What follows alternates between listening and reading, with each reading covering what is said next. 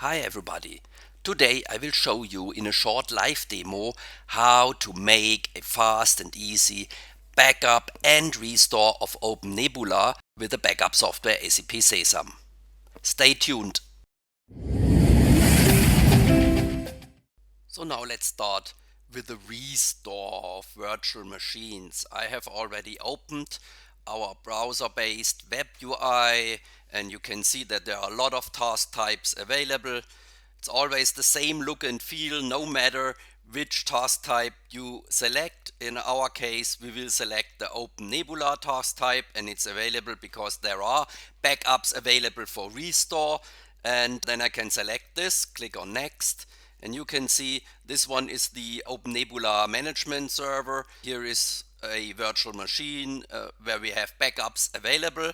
So let's select this one, the 16. I can now select the save set, the specific backup, and we can go back in history. Let's take this one, click on next, and here you can see that we also can restore to another OpenNebula server. The name of the restored virtual machine will be specified after the restore from the system automatically. You cannot override a virtual machine. That's clear with OpenNebula. That's standard behavior. Click on next. Now we have additional options for the restore, like starting the virtual machine after the restore, or we can set the log level if we need to. We can select the data store, and then we can click on next, use the defaults in this case, and now here's the overview of the restore options of this specific virtual machine.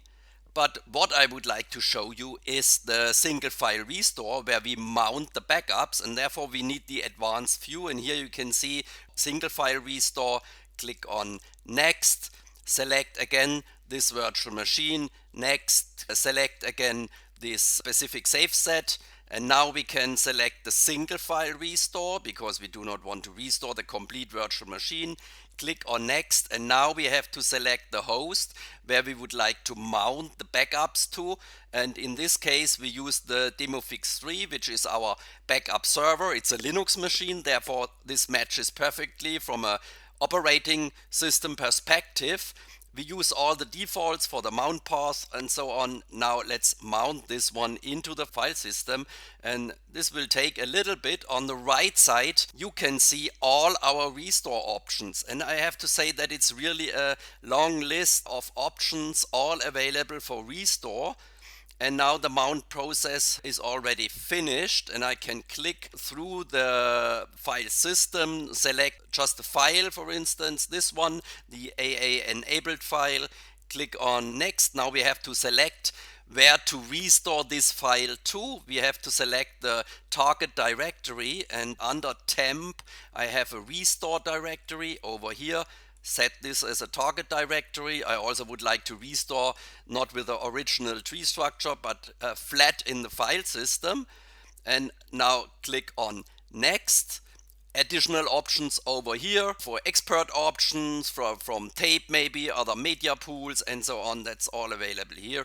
Now click on next, and now you have the overview. But before we start the restore, I have already logged into our backup server. This is the target path I have selected, and you can see that there is nothing in this path currently. It's empty. Now let's start the restore, and then we have to wait a little bit until this restore of the single file. It's now completed successfully. I can click on it and I can see runtime not even 2 minutes, 10 seconds ago it was run.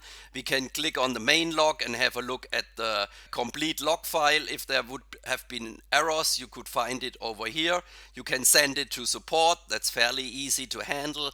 And over here you can see that the file has been restored to this target directory. I have already prepared again my browser, showing the web UI restore assistant and using this one as a starting point, because we can switch to our web UI with the dashboard where you have an overview of the complete backup server, the licensing, statistics about successful backups and so on. And you can switch into the backups view And here you can see that over the last 3 days there have been a lot of SAP backups and other backups. There have already been some OpenNebula backups, and from this web UI you can easily click on the three dots and do an immediate start. Once again, you can switch to another media pool if you would like to, which will specify in fact the retention policy of your backup. We keep this one. Click on next. Some additional follow-up events are possible. Checks for the execution. Let's start and close this one.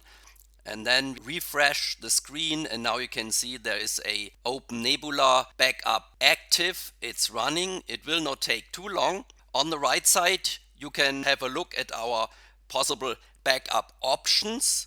And I think a really cool topic is that with SAP Sesam you can detect new virtual machines, and when detecting new virtual machines you can specify policies so that for the new virtual machines tasks are created, backup tasks, and are automatically added to specific task groups.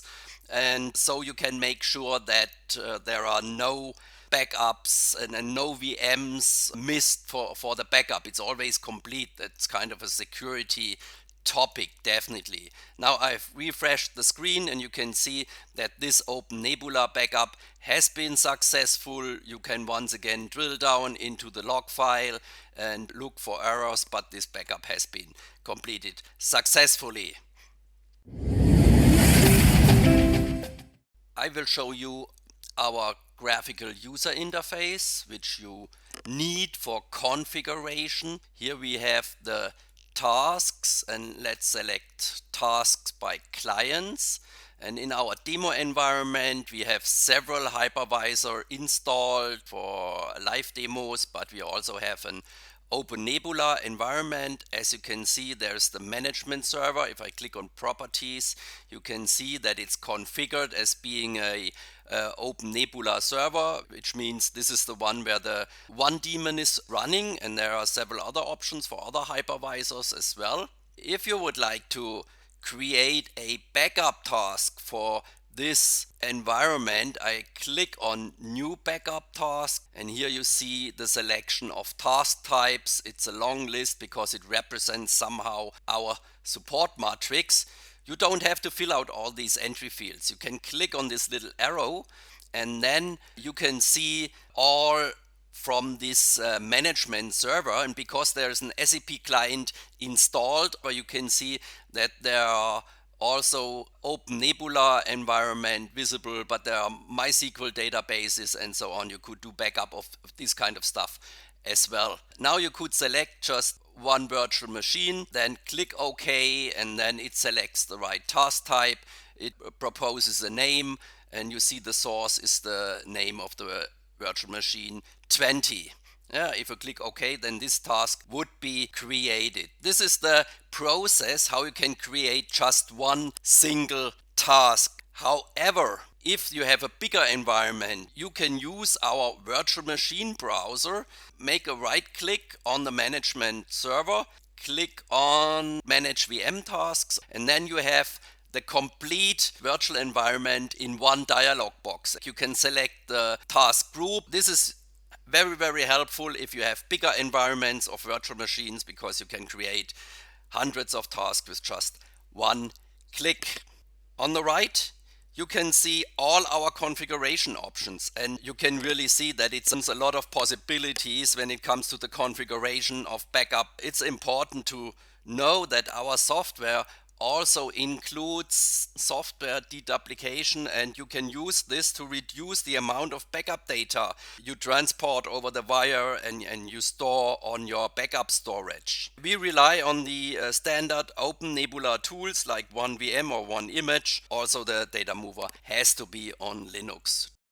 If you need more information, you will find references around here for a playlist with a lot of similar videos and a general overview of SAP Sesam.